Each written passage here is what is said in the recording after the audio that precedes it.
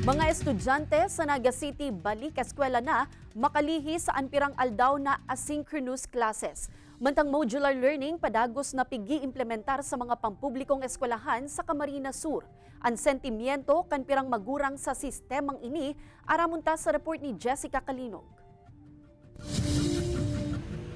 Balik na sa paghatod sundo kan sa iyang 7 anyos na aki si Pauline. Ngunya na aldaw kaya balik na sa in-person classes ang Tinago Central School. Makalihisan pirang aldaw na asynchronous classes o distance learning. Okay malang po na magbalik po si Maaki na magklase. Kaya lang sobra pong init na kadalas po sila nagkakaroon po ubo, misa po lagnat.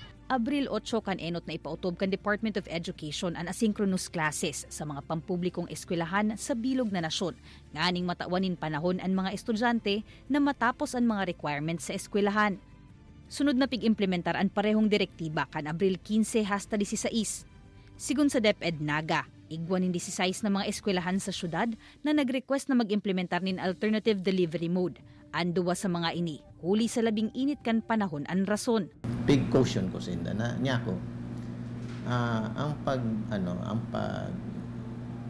declare ng suspension of face-to-face classes and adoption of alternative delivery mode.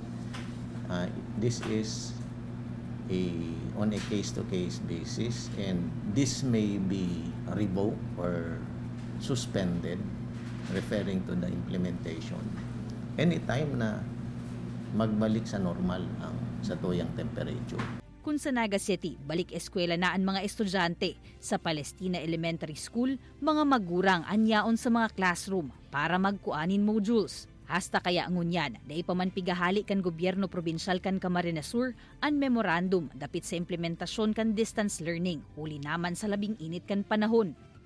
Yung nagsunggo si Aki ko duman sa high school, tapos iniban Aki kong duwa igdiyo, nag-ubraso ka tapos nagkalintura dahil sa init. Kaya pabor ni sa kuyang mag-modules muna hanggat dahil pa nagbababa ang init.